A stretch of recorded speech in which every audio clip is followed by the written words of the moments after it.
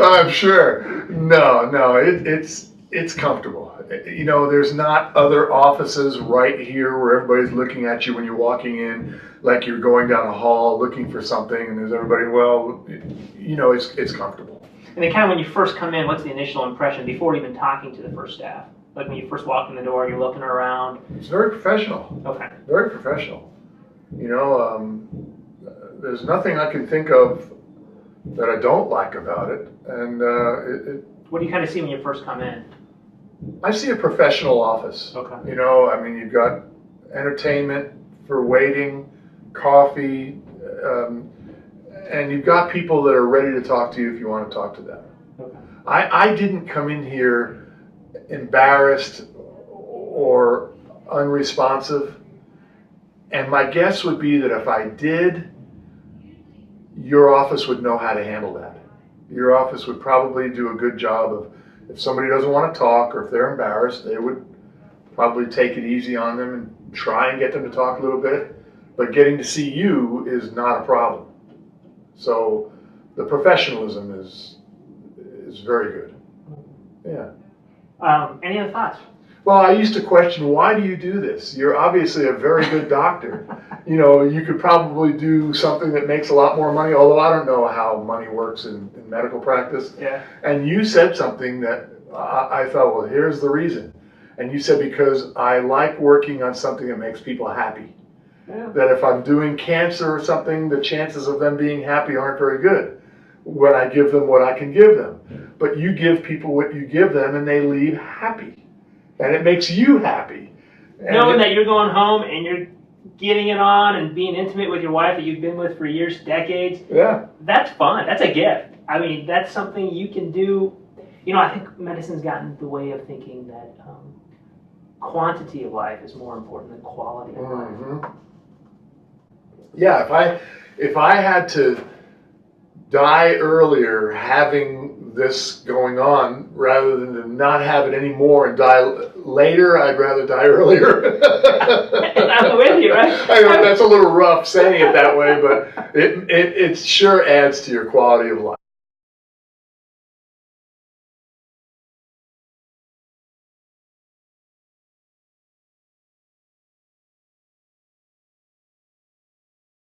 And you know, when I first met you, there was a couple of introductory classes. Was it at Caseman? It was at a hospital. Okay. And when I walked in and saw men much older than me, one in a wheelchair, I was amazed. I thought, well, those guys, they've lost their sex long ago. But they were as anxious to talk to you as I was. I was amazed at the different ages. And there were people younger than me that have different problems that you obviously have taken care of or are taken care of. So that was a lot of putting me at ease to come here. And then I spoke to you in the hall that day. I walked down and I said, do you know where this class is? And you went, come on, you're with me. I brought you the hallway, that's right. That's right. And you just know how to put people at ease pretty quickly. And that's important. That's important, yeah. And I think for us, you know, I'm trying to figure out how to change the way we do healthcare for men. So guys will come in to see a physician or provider for things that really matter to them. Sex, peeing better, sleeping longer, making sure they don't have prostate cancer, right? Making sure their testosterone levels are balanced, maybe a no-needle vasectomy. But how can we help guys evolve fearlessly into the best version of themselves?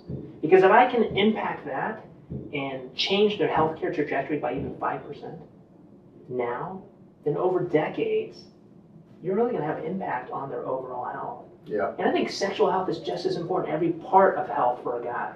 We identify as guys. Yes.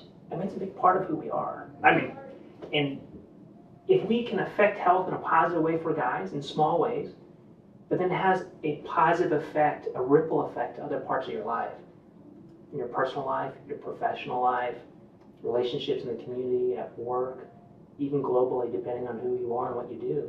But if we can initiate that kind of ripple effect, taking a pebble and dropping it into a still pond and watching it, now I can never measure that, but that's the concept. I mean, no, it's a good concept because you often see people get a devastating disease and they set their mind to beating it by whatever they have to do, but they change their attitude about it and they win.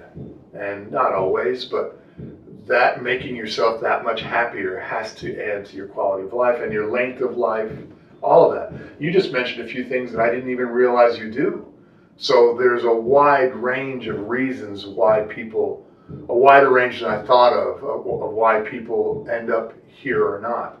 Another good thing was my physician, my endocrinologist. He's the one that I was telling about it, and he was giving me the drugs, stacks and whatever it was, and it wasn't working. And he was really interested in knowing that I could beat this and get my life back to being more comfortable. So he constantly gives me a hard time now.